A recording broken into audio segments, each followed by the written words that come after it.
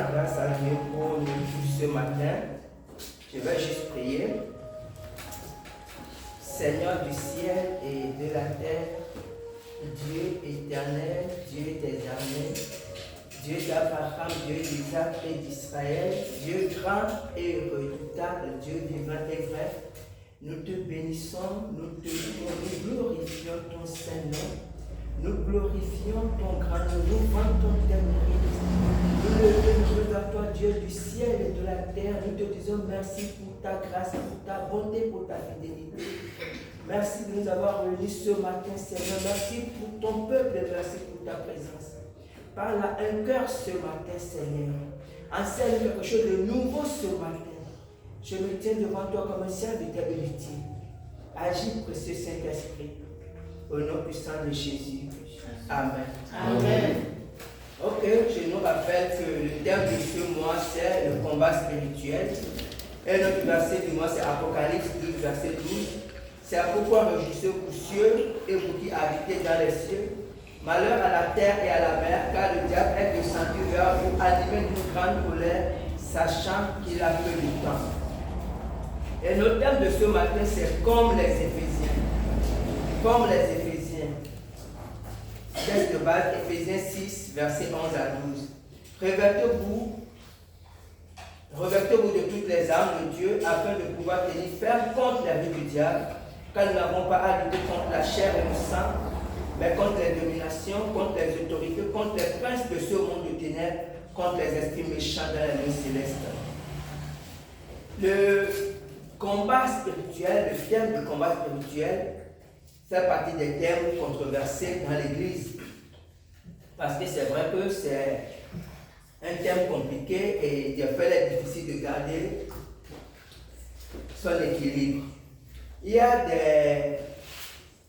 des hommes de Dieu, des fois qui veulent, on va dire quoi, qui veulent être docteurs en démologie. C'est que des fois veulent aller trop en profondeur. Et il y a des gens qui préfèrent même ne pas aborder ces thèmes parce qu'ils ne veulent pas trop parler des démons. Ce qui est bien, nous devons juste faire ce que la Bible, comme la Bible, parce que la Bible a parlé des démons. La Bible a dit juste que nous devons savoir sur les démons sans aussi trop en dire. Donc il est quand même essentiel parce que Satan joue beaucoup dans ce domaine. Quelquefois, il ne veut pas qu'on en parle du tout parce qu'effectivement, quand on n'en parle pas, ça retient les gens en captivité, ça leur permet d'agir. Ou quelquefois, quand on veut en parler, de pousser les gens. Oh, et des fois, il y a même des pasteurs après qu'ils dévient, ils font maintenant, ils dévient après, ils deviennent même mystiques sans s'en rendre compte. Donc, quand on voit un peu la vie de Jésus et la vie des apôtres, Jésus chassait les démons sans avoir besoin de discuter, de parler avec le sourd. On a l'épisode de celui qui avait la légion, le démon du Gadarène, avec qui Jésus a parlé un peu. Et puis quand on voit la vie des apôtres, l'apôtre Paul aussi, il lui est arrivé qu'à Actes 16, verset 16 à 18, de chasser cet esprit de divination, l'esprit de Python, cette femme qui les suivait. Mais la plupart du temps dans la Bible, que ce soit Jésus, que ce soit les apôtres, ils chassaient les démons sans avoir besoin d'en savoir trop sur eux, d'où tu viens, comment tu as fait pour entrer, tout ça. Vous comprenez? Jésus chassait les démons sans demander toutes ces choses. Donc nous devons être un peu, c'est pour dire que nous devons être un peu prudents dans ce domaine-là. Grand 1, la délivrance et le salut. Jean 5, versets 5 à 15. Là se trouvait un homme malade depuis 38 ans. Jésus l'ayant vu coucher, sachant qu'il était malade depuis longtemps, lui dit, veux-tu être guéri? Le malade répondit, Seigneur, je n'ai personne pour me jeter dans la piscine, quand l'eau est agitée, et pendant que j'y vais, un homme descend avant moi. Lève-toi, lui dit Jésus, prends ton lit et marche. Aussitôt que l'homme fut guéri, il prit son lit et marcha. C'était un jour de sabbat. Les Juifs dirent donc à celui qui avait été guéri, c'est le sabbat, il ne t'est pas permis d'emporter ton lit. Il leur répondit, celui qui m'a guéri m'a dit, prends ton lit et marche. Il lui demandait, qui est cet homme qui t'a dit, prends ton lit et marche? Mais celui qui avait été guéri ne savait pas que c'était qui c'était, car Jésus avait disparu de la foule qui était en ce lieu. Depuis, Jésus le trouva dans le temple et lui dit, voici, tu as été guéri, ne pêche plus, de peur que ne t'arrive quelque chose de pire. Cet homme s'en alla annoncer aux Juifs que c'était Jésus qui l'avait guéri. Amen. Amen. Cette histoire nous apprend beaucoup sur, je peux dire, les églises où on dit par exemple arrêtez de souffrir. Parce qu'il est vrai que les difficultés, les maladies, tout ce qu'on peut avoir comme problème, sont utilisés quelquefois par le Saint-Esprit, sont utilisés quelquefois par Dieu pour attirer un homme, une femme à l'église. Donc ce n'est pas mauvais que les gens aillent dans le fond à l'église parce qu'ils ont des problèmes, parce qu'effectivement, Dieu est là pour régler les problèmes. Mais quand on voit dans cette histoire, d'abord le verset 15, on voit que quand cet homme a su que c'était Jésus, il est parti annoncer aux Juifs qu'il avait guéri. En fait, il est parti évangéliser. Donc on voit que dans la vie de cet homme, c'est vrai qu'il a été guéri, mais en même temps, Jésus n'a pas seulement guéri son corps, Jésus a aussi touché son âme. En fait, il a été aussi sauvé. Vous comprenez? Jésus l'a guéri, mais Jésus l'a aussi sauvé. Donc en fait, c'est le mode opératoire en fait de Dieu. Les gens viennent avec des problèmes, des difficultés. Dieu veut les guérir, Dieu veut les délivrer, mais Dieu veut aussi les sauver. C'est très important. Parce que vous voyez, le verset 14, Jésus a dit à cet homme que voici, tu as été guéri, ne pêche plus de peur qu'il t'arrive quelque chose de pire. Et c'est ce que souvent les gens ne comprennent pas. Surtout ceux qui vont seulement à l'église pour régler les problèmes temporaires. Il arrive quelquefois que dans les campagnes d'évangélisation, certains soient guéris, vraiment guéris, on les voit guérir. Et puis quelques temps après, une rechute, ou même le cas est pire, et même des fois les journalistes disent que c'était la comédie parce qu'ils ne comprennent pas que les gens qui ont été guéris, après on les retrouve dans la même situation. Tout simplement parce qu'ils n'ont pas répondu ce que Jésus a dit. Parce qu'ils sont partis pour être guéris. Vous savez, le monde spirituel fonctionne autrement. Et je dirais même que vous savez, le péché d'un païen et le péché d'un chrétien ne sont pas pareils. Lorsque un chrétien pêche, l'apôtre Jean a dit, même quand nous péchons, nous avons un avocat. Parce qu'un chrétien appartient déjà à Dieu. Vous comprenez? C'est un enfant de Dieu, fait partie de la famille de Dieu. Donc quand il pêche, Dieu le pardonne. Quand il se confesse sincèrement, Dieu le pardonne. Mais lorsqu'un païen pêche, un païen appartient à Satan. Le monde spirituel, vous savez, c'est un domaine d'appartenance. Jésus a dit aux Juifs, vous avez pour père le diable. Donc lorsque quelqu'un va à l'église, va dans les campagnes, vient à l'église, un pasteur peut prier pour lui, peut être guéri, délivré totalement. Mais s'il n'appartient pas, s'il ne fait pas le choix d'appartenir à Dieu, ça ne sert à rien. Parce qu'il appartient toujours à Satan. Donc il suffit qu'il y ait un Satan de le récupérer. Donc ouais, Jésus dit à cet homme que tu as été guéri. Jésus a fait son travail. Mais si tu pars, Jésus a dit son esprit, Jésus a dit il va te voir quelque chose de pire. Après on peut dire que non, le pasteur là, c'est un comédien. Non, le pasteur n'est pas un comédien. Mais sauf que la personne qu'il a délivrée appartient toujours à Satan. Et Satan a le droit sur cette personne. Vous comprenez? Donc on doit comprendre ça. Donc lorsque les gens viennent à nous avec des difficultés, nous devons savoir que ce qui est important, c'est que cette personne accepte d'abord Dieu. Quand cette personne appartient à Dieu, là on peut prier, on peut faire ça comme souvent c'est de délivrer un païen. Parce que Jésus a dit, le même Jésus a dit que lorsque Satan sort d'un homme, il va faire quoi? Il va se balader.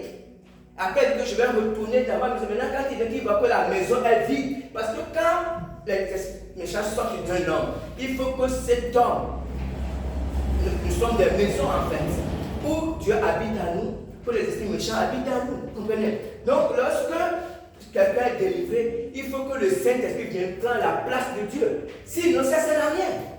Satan sort parce qu'on l'a chassé d'accord, parce que celui qui a donné l'ordre est plus puissant que lui sort. Mais il va revenir. Et quand il va voir que cet homme, il va dire que bon, attends, il va aller chercher les démons, 7 fois plus méchant, et il va venir il va faire que toi là, il va éliminer cet homme pour qu'il ne soit plus jamais délivré. Vous comprenez? Donc, lorsque les gens vont dans les églises, si c'est seulement pour aller chercher la délivrance honnêtement, ça ne sert à rien. Ça ne sert à rien. Amen. Grand 2. Déloger les démons. Déloger les démons. Vous savez, quand on voit l'histoire dans l'Ancien Testament, l'histoire du peuple d'Israël, que ce soit les juges, que ce soit les rois, vous savez, leur vie apprend beaucoup à l'Église parce qu'en réalité, ce qui se passait en Israël, c'était une image physique de ce qui se passe dans le monde spirituel. Le peuple d'Israël a vécu en temps de signe. Excusez-moi, il y a des moments où ils étaient victorieux, il y a des moments où ils étaient en captivité. Mais à chaque fois qu'ils se loignaient de Dieu, on vécu très rapidement, ils commençaient à servir les dieux, les idoles, tout ça. Et tous les rois ou tous les juges qui ont réussi à garder le peuple de Dieu dans la voie de Dieu, quand ils commencent leur règne, ils commencent toujours leur règne en détruisant les idoles. La première chose, c'est qu'ils détruisent les lieux. Essayons de lire quelques passages. On va voir. Lisons d'abord Gédéon. Juge 6, versets 25 à 27.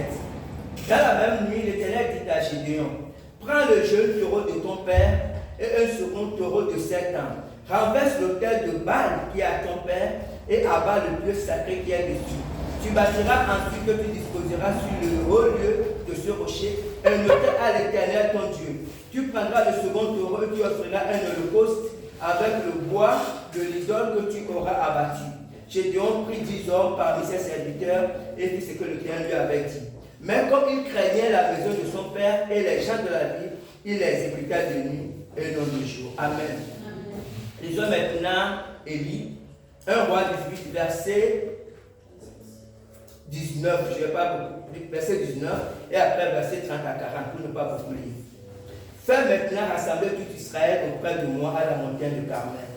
Et aussi les 450 prophètes de Baal et les 400 prophètes d'Astarté qui mangent à la table de Jézabel.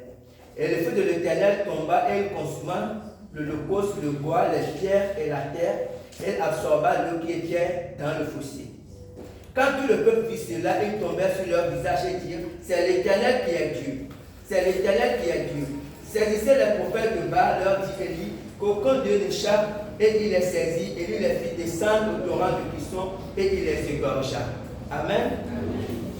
L'histoire de Jéhu, c'est dans 2 Rois, verset 10, mais je vais juste lire le verset 28.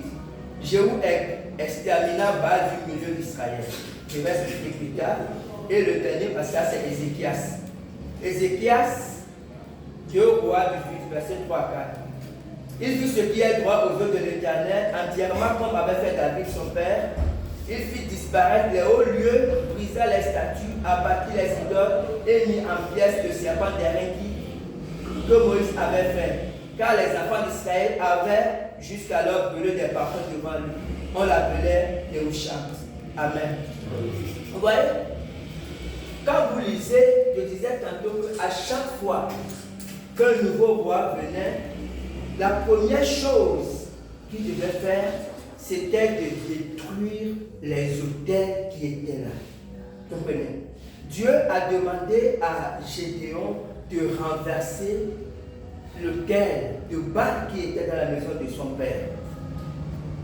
Élie a tué 950 personnes, prophètes, il les a égorgés. Si vous lisez l'histoire de Jéhu, Jéhu est venu juste après Élie. En fait, il a tué plus de personnes qu'Élie. Parce qu'il a tué tous les autres prophètes qui restaient. Il a tué même 70 enfants d'Akab. Il est venu juste après Akab. Et Ézéchias, quand il a commencé, il a enlevé tous les idoles, tout ce qui avait trait aux idoles. Ézéchias a enlevé ça. Vous comprenez? Quand on voit le traitement qu'Élie a réservé aux prophètes, ou ce que Jéhu a fait en massacrant, il a massacré beaucoup de personnes, on trouvera ça barbare. Et c'est vrai que c'est barbare. Mais vous savez, dans ce récit, Dieu veut montrer la gravité de l'idolâtrie. S'il y a quelque chose qui met une famille, quand il dit une famille, parce que ça peut passer par une personne et détruire une famille sur des générations. S'il y a quelque chose qui met des familles ou des peuples en difficulté, c'est l'idolâtrie. Tout ce qui a trait à l'idolâtrie. Parce que, vous savez, c'est comme nous. Vous savez, quand nous prions, nous sommes en communion avec le Saint-Esprit. Et plus un chrétien, plus l'onction qui est sur lui grandit. c'est la même chose dans le sens inverse. Quand les gens pratiquent la sorcellerie, l'idolâtrie, ils sont en relation avec des démons. Et quand un peuple pratique l'idolâtrie, les démons en fait, de même que lorsqu'on prie, on permet aux esprits d'être puissants. C'est la même chose. Donc, ceux qui font la sorcellerie, ils donnent, c'est qu'ils permettent aux démons de prendre possession, ça devient des forteresses sataniques. Donc, pour détruire ça, c'est très difficile. C'est pour ça que Dieu ne s'amuse pas avec l'idolâtrie. Vous savez, dans le peuple juif, quand Dieu avait construit le peuple juif, Dieu avait dit que vous ne devez même pas vous passer, que Dieu ne voulait même pas qu'ils soient en contact avec les autres peuples. Dieu a dit pourquoi, c'est pas que Dieu, c'est Dieu qui a créé tout le peuple. Dieu a dit pourquoi, Dieu a dit parce qu'il ne veut pas qu'ils appellent, il ne veut pas qu'ils se marient. Pourquoi? Parce qu'il ne veut pas que ces gens-là viennent avec leurs pratiques. Dieu a dit parce qu'ils vont détourner votre cœur. Et c'est ce qui est arrivé avec ça, vous comprenez? Donc Dieu traite sévèrement l'idolâtrie. La deuxième chose, le deuxième péché qui cause des problèmes, c'est tout ce qui a trait à l'impureté, à l'impudicité. Il y a des enfants, je ne vais pas expliquer un peu. Vous savez, dans le mariage, c'est Dieu qui a créé le mariage. Et Dieu a dit que les deux deviennent une seule chair. Ça, c'est ce qui se passe, c'est que quand les deux se mettent dans une seule chair, si quelqu'un a des esprits méchants en lui, les esprits passent dans la vie, ça peut passer. Il y a une communion, il n'y a pas une communion de chair, il y a une communion d'esprit. Comprenez? La Bible dit quoi? Si un chrétien épouse un païen, la Bible dit que vos enfants devaient être impurs, mais ils sont purs à cause du chrétien. Ça veut dire que quand c'est le mariage, parce que le mariage est de Dieu, que les deux soient païens, le mariage est de Dieu, donc Satan ne peut pas agir dans le mariage. Maintenant, quand un païen et un chrétien se marient, à cause du chrétien, il n'y a pas ce transfert. Le démon ne peut pas aller dans la vie du chrétien. Mais quand les deux sont païens, ou quelle soit la situation de péché, ou d'adultère de tout ça, c'est un boulevard pour Satan. Ça veut dire que quand les deux, c'est pour ça que Dieu a aussi contre tout ce qui est impur. C'est qu'il y a les deux péchés là, l'idolâtrie et tout ce qui est impur. Parce que ça fait des boulevards pour les démons. Vous comprenez? Donc c'est ces deux péchés. Si je prends l'exemple, vous comprenez où aller? Sodome et Gomorrhe. Quand Lot allait là-bas, ce n'était pas encore un peuple, il n'était pas à ce niveau d'impudicité, ce niveau d'impureté. Mais quand Lot est parti avec le temps, parce que lorsque un peuple pratique l'impudicité, en fait, on donne beaucoup plus de force aux démons impurs. Et vous allez voir, les gens deviennent, et ce qui se passe, c'est comme en Europe. Il y a quelques temps, on parlait d'homosexualité. Il faut la promotion de l'homosexualité. Mais quand il faut ça, les esprits d'homosexualité envahissent. C'est qu'il y a maintenant de plus en plus d'homosexuels. Et il y a des gens, c'est des papas ou des mamans, c'est qu'ils sont jeunes, ils sont mariés, mais arrivés à 50, 60 ans, ils découvrent qu'ils sont homosexuels. Et puis ils abandonnent leur foyer. Ils vont dire non, je suis homosexuel. Alors qu'ils étaient pas homosexuels. Pourquoi? Parce que vous savez, c'est très dangereux. Il y a ces deux choses-là. Donc ici, ce qui se fait, c'est que Dieu traitait durement. Vous allez voir les péchés, mais ces deux péchés. L'idolâtrie, Dieu ne s'amuse pas avec ça. Je disais, quand on est chrétien, quand on tombe dans les péchés, la Bible dit, quand on confesse, Dieu nous pardonne à cause de Jésus et parce qu'on appartient à Dieu. Mais quand on n'est pas chrétien, tout ce qu'on pose à Satan a autorité sur nous. Maintenant, il y a quelque chose. Je vais en parler un peu, mais surtout en bas. La Bible dit, lorsqu'on devient chrétien, là c'est le cas des malédictions, des réclamations. Lorsqu'on devient chrétien, en principe, Dieu dit, tout est accompli, on est totalement délivré. Mais on oublie, ou on se dit que tout est fini. Effectivement, nous sommes délivrés, mais la guerre n'est pas finie. Quand je vais parler de l'église d'Éphèse, on va comprendre. C'est comme les Éphésiens. On va comprendre pourquoi on peut être chrétien, on appartient à Dieu, mais il y a encore des choses qu'on voit dans nos vies. Amen. Ça, on va en parler tout à l'heure. Ok. Grand 3, gagner des âmes. Gagner des âmes. Marc 3, verset 27. Personne ne peut entrer dans la maison d'un homme fort et piller ses biens sans avoir auparavant lié cet homme fort. Alors il pillera sa maison. Ici, c'est Jésus qui parle. Vous savez, Jésus parle en fait de l'évangélisation, du fait de gagner des âmes. Et Jésus explique qu'on ne peut pas, en fait, piller les biens d'un homme fort. Satan est un homme fort. On l'a vu dimanche dernier, la Bible a dit qu'il est le prince de ce monde. Et Satan retient tout le monde, les hommes en captivité, à cause du péché. Donc on ne peut pas entrer chez Satan, aller prendre des hommes sans d'abord. Ce n'est pas possible. En fait, pour gagner une âme, c'est la guerre. Il y a forcément une guerre. Ou c'est nous-mêmes qui faisons cette guerre, ou nous pouvons cueillir. Jésus, à un moment donné, il dit à ses disciples, regardez les fûts qui déjà mûrissent. C'est que Jésus a dit que d'autres ont travaillé et vous êtes rentrés dans leur travail. En fait, Jésus faisait comprendre aux disciples que Jésus voyait ce qui devait se passer après la Pentecôte. Jésus voyait ces milliers de personnes qui devaient se convertir. Et Jésus leur disait, il veut les yeux regarder. Jésus voyait cette moisson. Il leur a dit, en fait, ce n'est pas vous qui avez travaillé pour ça. C'est que certains ont prié, ils ont jeûné pour que les gens soient sauvés. Vous comprenez? Et quand ces gens-là ont prié, Dieu a préparé maintenant une moisson que les pierres ont cueillie. Quand Pierre a prêché, à la Pentecôte, il y avait 3000 personnes qui sont converties, mais ce n'était pas le travail de Pierre. Vous comprenez? Donc, pour gagner des âmes, il y a forcément quelqu'un qui paie un prix.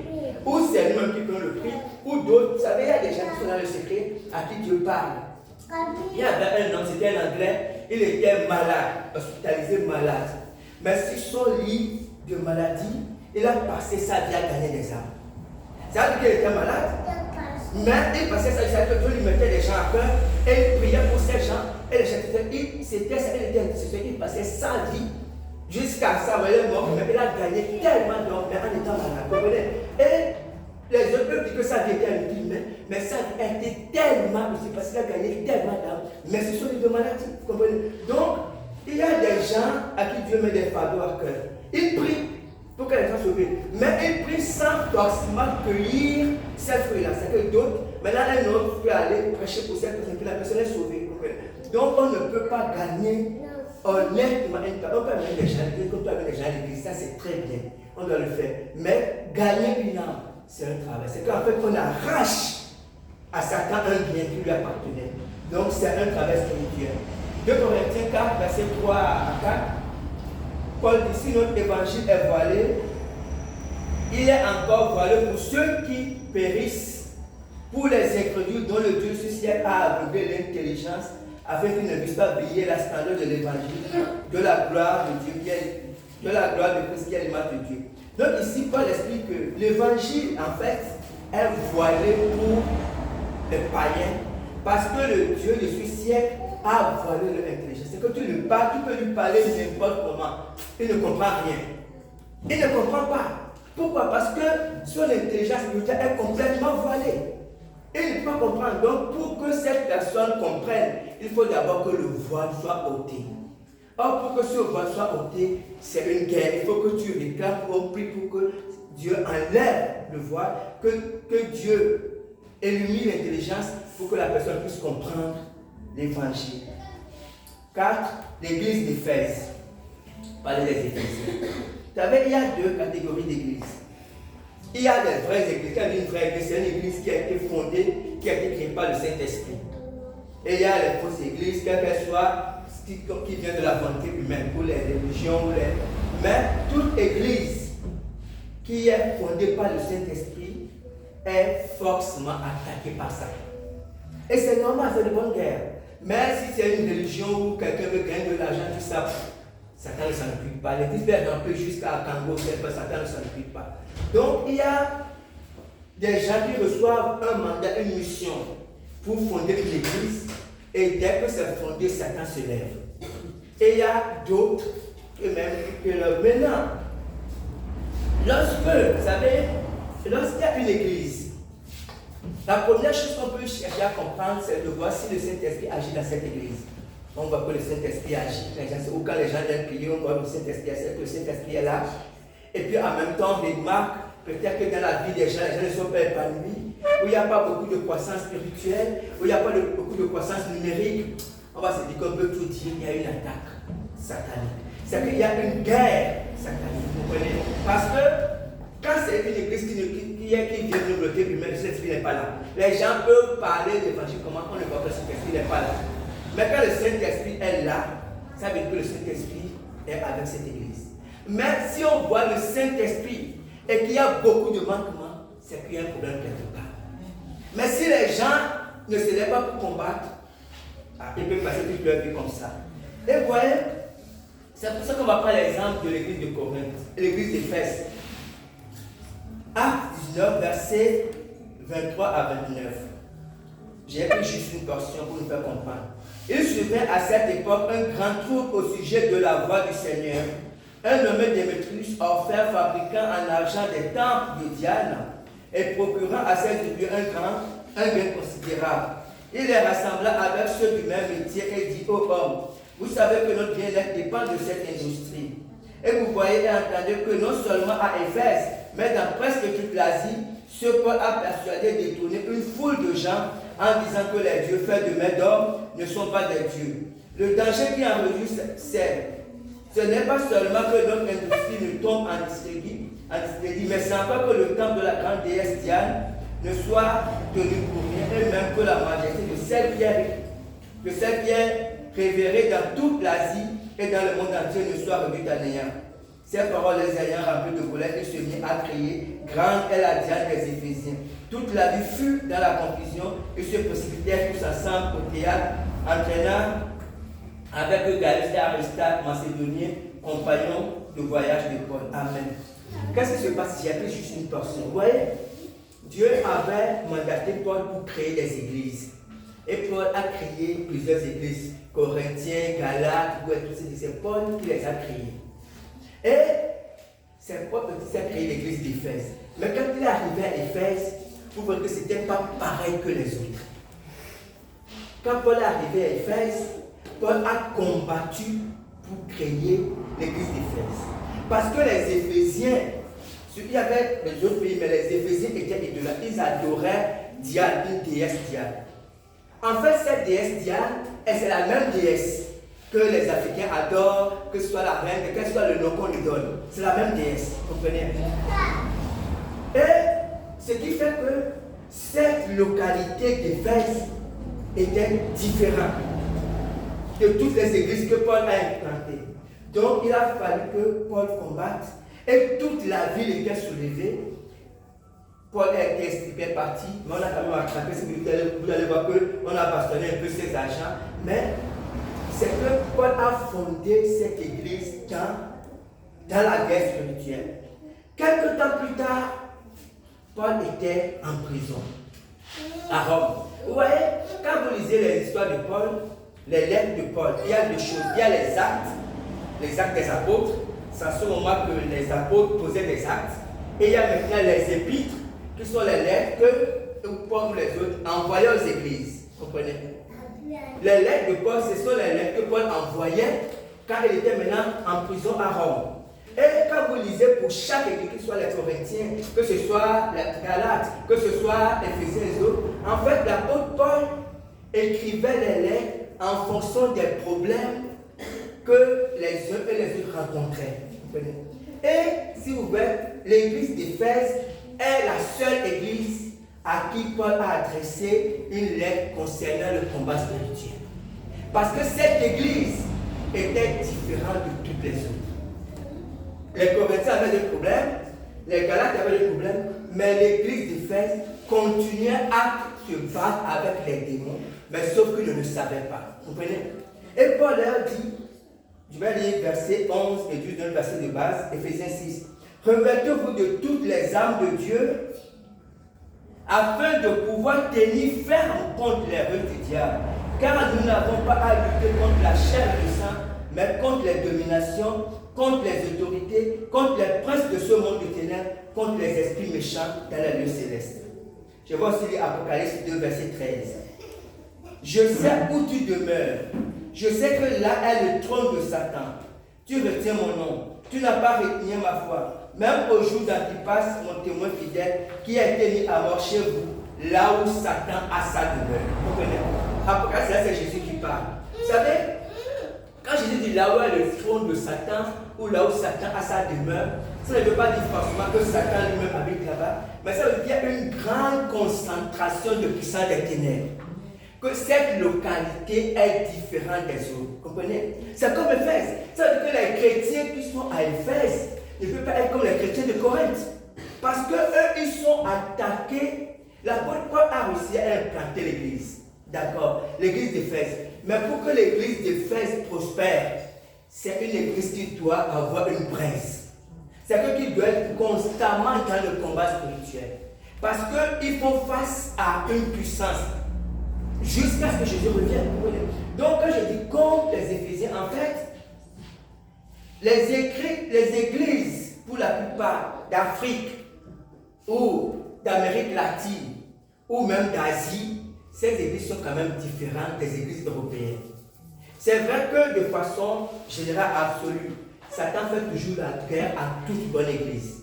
Mais il y a des églises qui sont combattues plus parce qu'il y avait des passions de démons dans ces lieux. Vous savez, lorsque les premiers missionnaires arrivaient en Afrique ou là-bas, en Amérique latine, c'était la guerre. C'était parce que les gens étaient dans les forêts, ils ont les idoles. Donc c'était la guerre pour implanter les églises.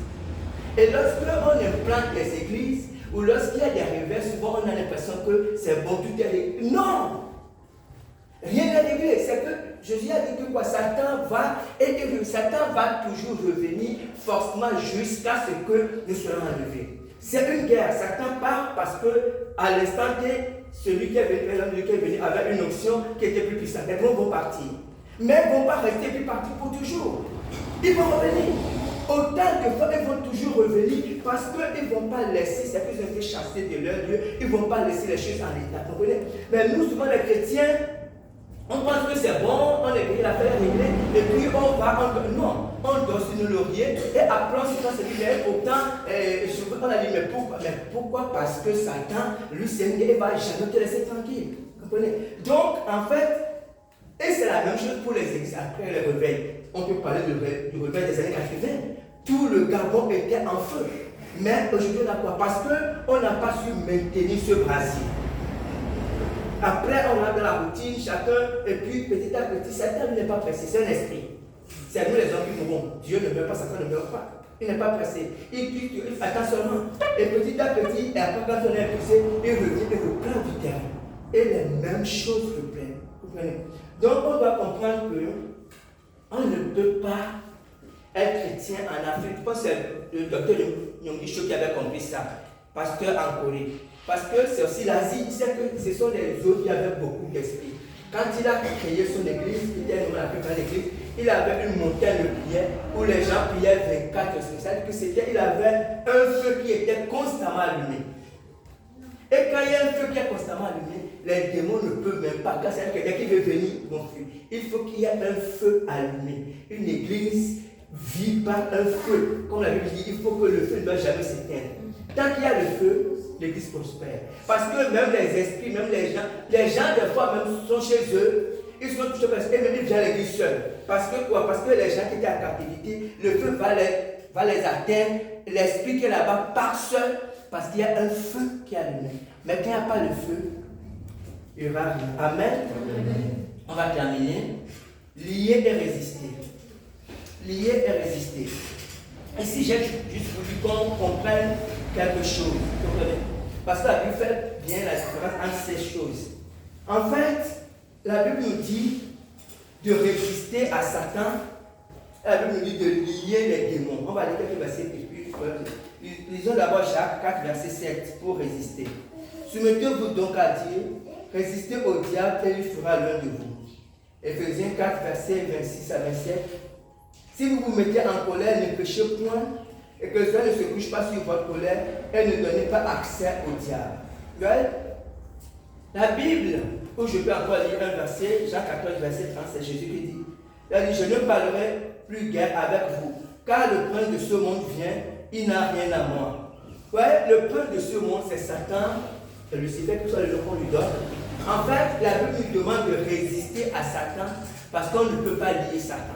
Parce que Satan, pour le moment, a le droit de se balader. Dans Job, il a dit quoi? Il a dit que je me balade, je parcours la terre. Parce qu'il va arriver un temps où Satan sera lié, notamment pendant le millénium, mais pour le moment, Satan a le droit de se balader. Donc, personne ne peut lier Satan.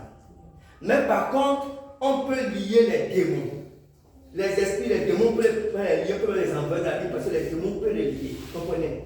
Matthieu 18, verset 18. Je vous le dis en vérité, tout ce que vous lierez sur la terre sera lié dans le ciel, et tout ce que vous lierez sur la terre sera lié dans le ciel.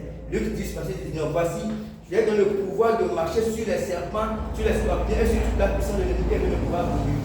Marc 16, verset 17 à 18. Voici les mecs qui accompagnent ceux qui ont cru. En mon nom, ils chasseront les démons. Ils parleront de nouvelles langues. Ils saisiront les serpents s'ils voient. Donc ici, on doit comprendre. Je le dis ça pour qu'on sache quand on fait une guerre spirituelle. On peut lier les démons. Mais on ne peut pas lier Satan. Satan, quand la Bible résistait, en fait, il semble passer vers ce qu'en réalité, tout ce que nous avons comme persécution ou comme tentation vient directement de Satan. C'est-à-dire que même si ce n'est pas Satan qui exécute, c'est Satan qui conçoit les persécutions, les tentations. Satan conçoit ça avec son état-major là-bas contre nous. La Bible dit quoi? De résister. Et de résister, il va fuir l'un de nous. Amen. Amen. Et que Dieu bénisse sa parole.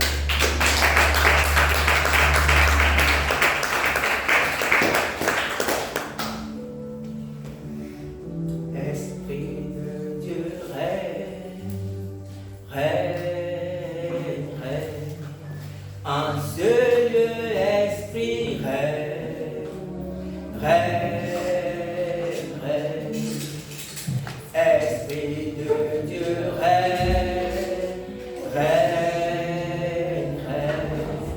Dans ma vie, esprit, règne, règne, règne. Esprit de Dieu, règne.